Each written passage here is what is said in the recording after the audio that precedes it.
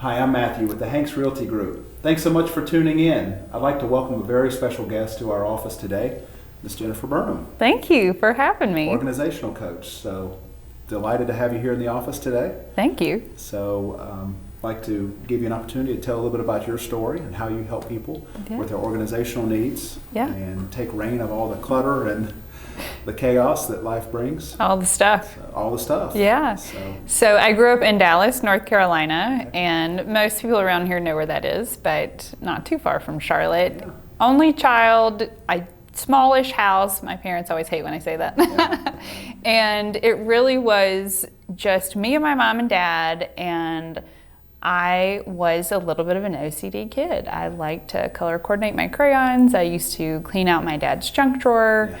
He did not like that. He liked to bring his things in, and he liked the piles. Yeah. But my mom was a big proponent of everything has a place and put it back, and she would nag me even though I was organized. You know, Jennifer, your shoes don't go there. Jennifer, put your coat back up. But for the most part, I was an organized kid, and I went to college. I thought everyone was organized, in all honesty. I got to college and I looked around and my roommates like, what is going on? Yeah. So I'm sure I drove a few roommates crazy, throwing away pizza that had been in the refrigerator for weeks, and I would get in their cars, I would clean it out with trash bags.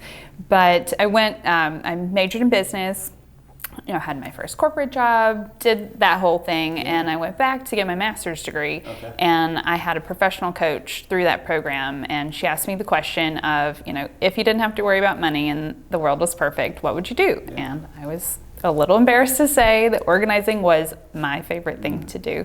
And I said, there's just no way that can be a career. She said, well, I don't know, let's see. And so from there, she held the space open for me to go and explore, and I'll be golly if there wasn't a career out there. Wow. Yeah. Incredible.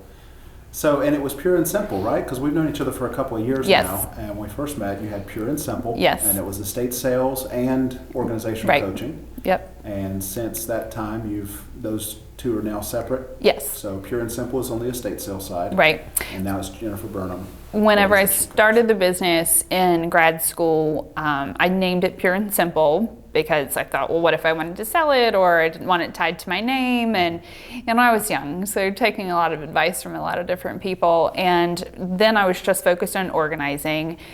In 2015, we added estate sales. Okay. So we were helping families. It was really the same service, but the outcome was different. So instead of organizing for a family to live there, we were organizing to sell the items. So it worked out really well. And then in 2018, I branched back off just to do the organizing. Pure and Simple is still in operation doing estate sales, but just me over here on the coaching side. Awesome.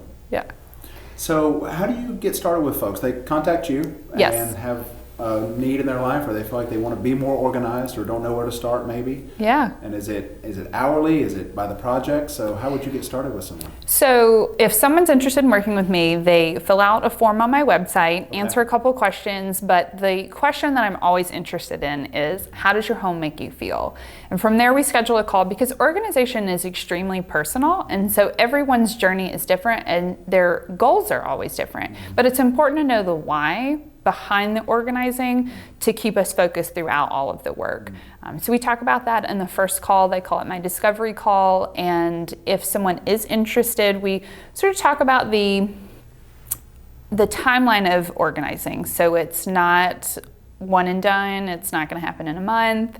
And it's more of a slow and steady pace, because that wins the race. It's the tortoise versus the hare. And if you go too quickly, you will burn yourself out, and you'll look around and say, this is not worth it. I'm just going to keep all my stuff. Yeah. So I work with clients in 6-month increments. Okay. And we work together twice a month. And the first goal is always to declutter. So every room. Less is more. Yes. Yes, it is. That's true. Yeah. So what have you guys tried before? Well, it's it's probably been a kind of a hit or miss game for us at our house. Mm-hmm. And sometimes certain areas I find myself more organized in than others. Mm-hmm. Like for instance, from the business standpoint, like my office would be more organized than, say, my garage. And I walk in the garage and there is stuff everywhere, no rhyme or reason. But you go into my office and it is more like what you described. There's a place for everything, and everything has a place. I can put my hands right on things. but that's just kind of been the nature of things. It also shows priority. So the office is more priority than the garage, and you know that you can achieve the organization, but it just hasn't really caught up to you yet on the garage. Well, typically like with our clients, it seems like it maybe comes more natural to some folks than others. But with everybody that we sell their home, that's one of the very first things that we mention to them about staging and preparing the home is decluttering, putting some of these things away. It's time to move, so go ahead and start boxing up and moving out. Right, or donating things that you don't want.